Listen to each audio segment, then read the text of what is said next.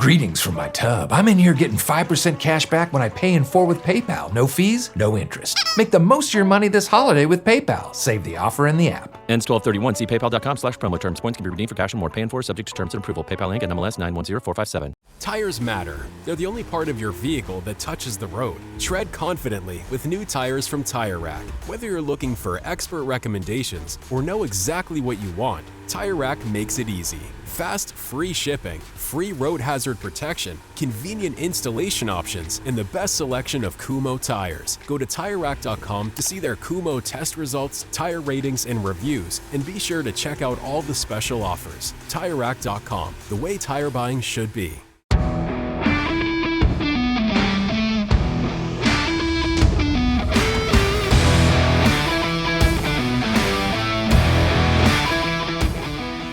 On the flip side of it, we get a quick turnover, take away on downs. Like, we want to do a great job. Like, hey, man, this is we understand defense. We're going to be right back up, so we want to score as quickly as possible in those situations and make sure that we put points on the board right away. And turnovers that our defense does. We aim it well about swinging the momentum our way at the very end.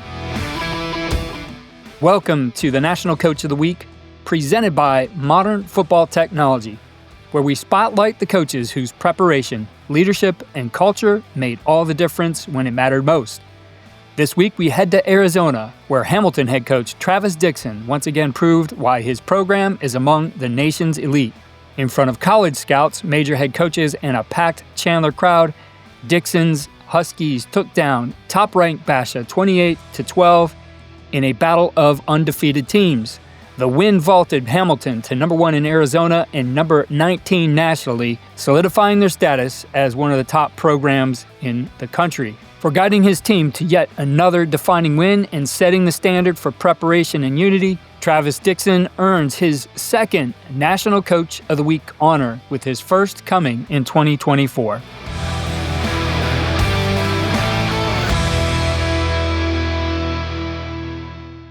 We're back for another week of our National Coach of the Week presented by Modern Football, and we have our first repeat performer, Travis Dixon. The head coach at Hamilton High School was a National Coach of the Week in 2024, and this week they had a big win in Arizona over Basha. And Coach, it's great to have you back here. We're excited to be joined by you and by your coordinators as well. Yeah, appreciate you, Keith. Thank you for having us back. We're here with both my coordinators.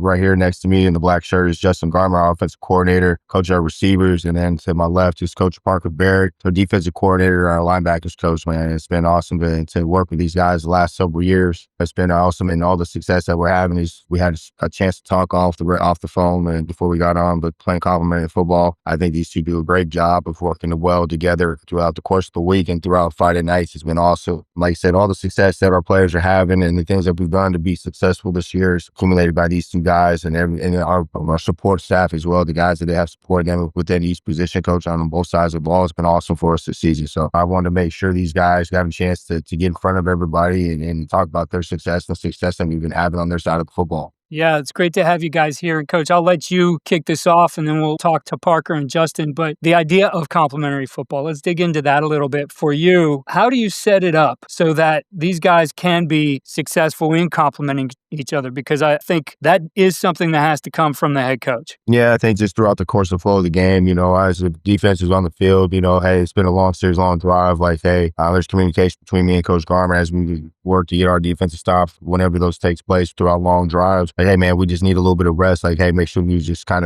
of, I get it. We want to score points and we want to score as quickly as possible. But let's try to chew up some time, let these guys regroup, let them get off their feet, regroup, and have the time for the defense to make the adjustments as needed throughout the course of the game. Those things are where we're at throughout the course of the game. It makes a big difference in the time and where we're at. I think it allows us to have the complementary football that we want to have and everything else. Now, if things happen and, hey, like, here's some 4-down territories to help us buy some more time for us as a defense to get ready to go. It's huge for the Coach Barrett and his staff to make the corrections needed. On the flip side of it, hey, we get a quick turnover, like we get a turnover, take away on downs, right? We want to do a great job. Like, hey, man, this is we understand defense. We're going to be right back up, so we want to score as quickly as possible, right? In those situations, and make sure that we put points on the board right away and take advantage of those the turnovers that our defense does. Make sure we want to get points on the board with takeaways and not just 3. We want to put 6 on the board as much as possible and let's score as quickly as possible because those are momentum changes, right, that take place. Of course, we aim it well about swinging the momentum our way at the very end have the swing all way more times than not. I think those are things that we got to constantly do a great job trying to have conversations with throughout the course of the game. But obviously, and everything else, to make sure we find the best way possible for our guys to, like I said, try to play complementary football as much as possible. Yeah, Justin, for you, and obviously a team that scores 50 points a game, you're probably also moving pretty quickly there. What kinds of things do you do when you talk to coach or you see that the defense has been on the field? Maybe it was a long drive, whether they got a stop or not, just give them a rest. What kind of things do you look to do maybe to slow things down, yet at the same time remain productive? Yeah, I mean, I think it just all depends on the flow of the game and the opponent you're playing. And are there certain weaknesses in the defense that you kind of want to take advantage of at that course in the game, whether that's maybe adding in some more tempo stuff or maybe running, different types of pass concepts or run concepts, or understanding that the flow of the game may be different and need to be slowed down and try to chunk off, some 4 or 5 yards a pop and get 2 or 3 first downs and then look to kind of make that push for that explosive play, just in case, defense is on the field for, 12, 13 play long drives, just trying to make sure that on both sides are good to go and not too stressed and all that. Yeah, Parker, for you, working with an offense that can be explosive like that can move fast, what do you do, I guess, up front to make sure your guys know on defense that it's just something at times you're going to have to deal with? I mean, as much as you want to slow it down sometimes as an offensive coordinator or play hits, I can remember sitting next to my defensive coordinator in the booth, as the OC at BW and saying, hey, we need some time off the field, give me some time. And then somebody breaks one and goes big. And I look at him like, I'm sorry, I was trying to slow it down. We ran the ball, like, nothing you can do. So it's one of those things as a defensive coordinator, I guess it probably has to be part of your culture. Like our job, no matter how long of a rest we get, is to get back out there and get stops. Yeah, it definitely happens here and there, right? So I think the biggest thing is we try to do a good job with personnel packages. A lot of different guys go into the game, especially up front, almost have every alphabet, Alpha, Bravo, Charlie, Delta, Echo, different packages to keep the guys fresh up front. So a lot of times those are the guys that we get the most rotation with, especially if a team, it gets a little tricky when we're playing a team offense that's in hurry up and we're in hurry up, right? And you've got to be able to keep people calm and collective. And then we just try to say like, hey, it's our defense versus their defense, right? Get more stops than them, and then we'll win the game. And then the turnovers too, right? At +3, doesn't matter if it's college, high school, or NFL. If you're +3 in turnover margin, you got 80% to win, 80% chance to win. And we've also been trying to stay hot in the quarter, right? If they're hot, I'm going to gamble a little bit more, try to get the ball out, send more pressure, and try to get to, hey, we get, score, 3 and out, take away score, right? We get a hot quarter like that, and we've been good at that. And I think that's some of our success.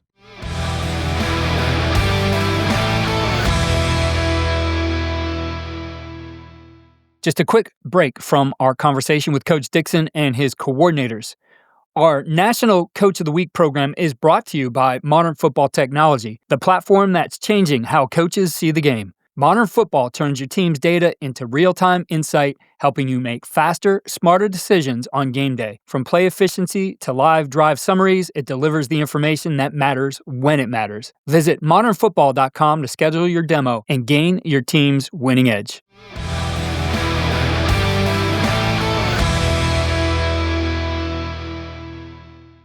You guys have been pretty good at taking away the ball. I know in the complementary football aspect of it, Justin's guys aren't giving the ball up quite a bit, but 15 plus on the turnover margin this season. What kind of things do you do to train that? What are the emphasis, or what are the things you do in practice? And especially now, you think about, we've gone to practice tempo, that's a lot of thud or tap off or whatever. How do you make sure going after the ball is still a priority?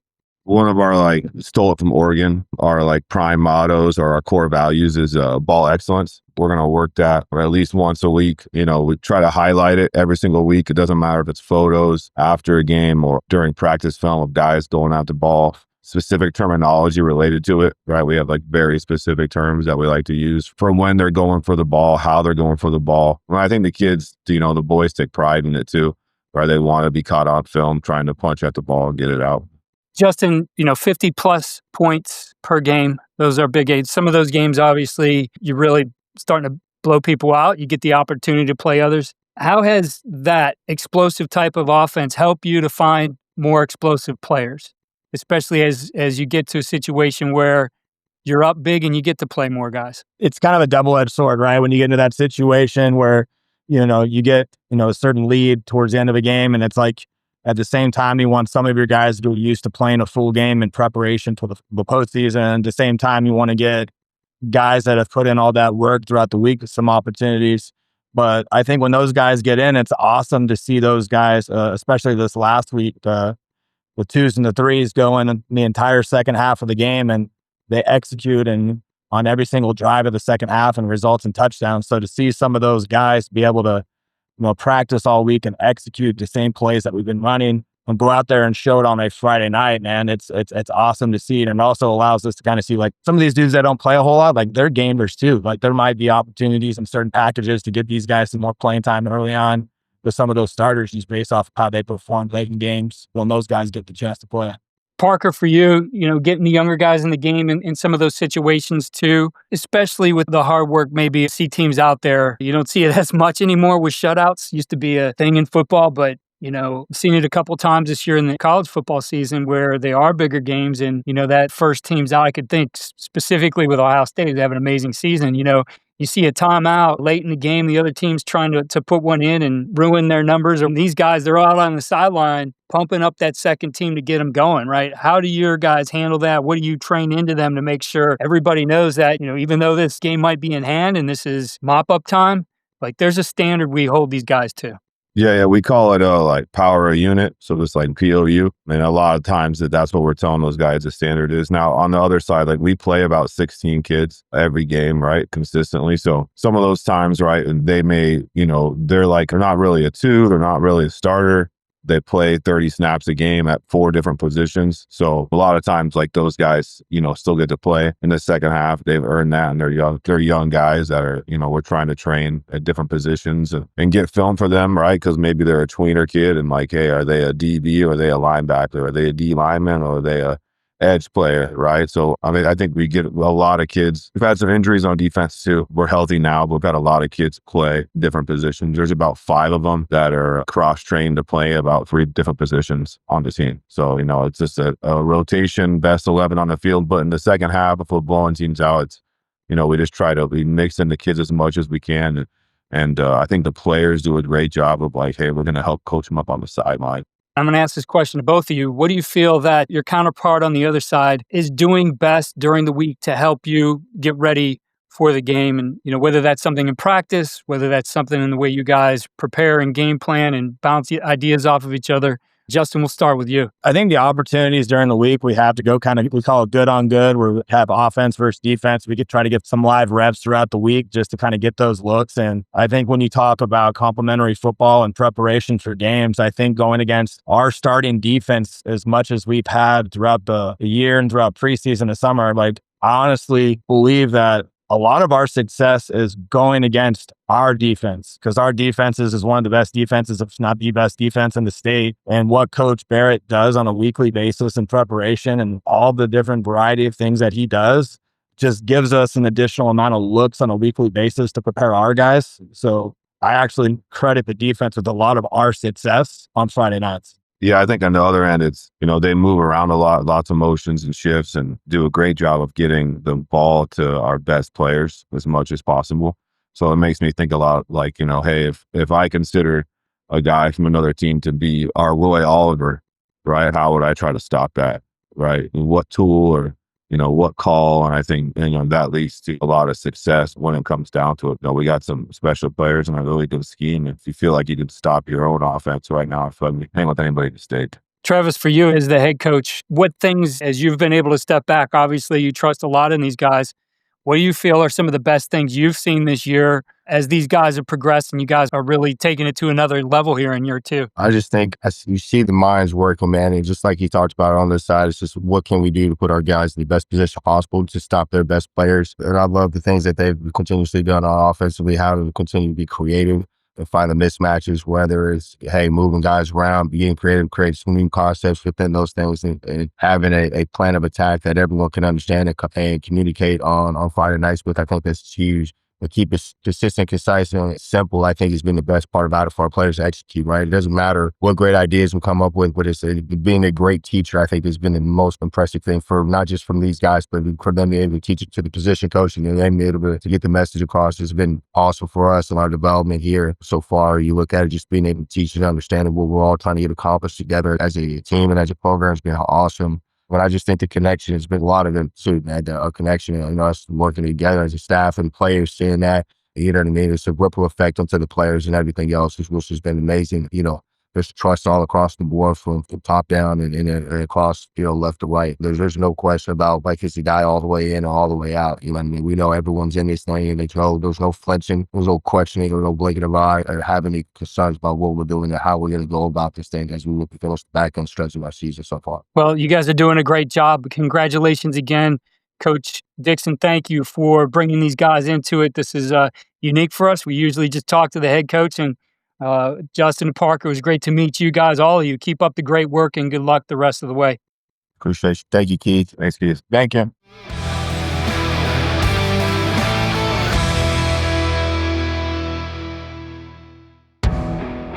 That was Hamilton head coach Travis Dixon, along with his coordinators Justin Garman and Parker Barrett, leading one of the most complete teams in the country with a shared vision of connection, trust, and complementary football. Coach Dixon becomes our first repeat National Coach of the Week, earning honors in 2024 and 2025, and it's clear why.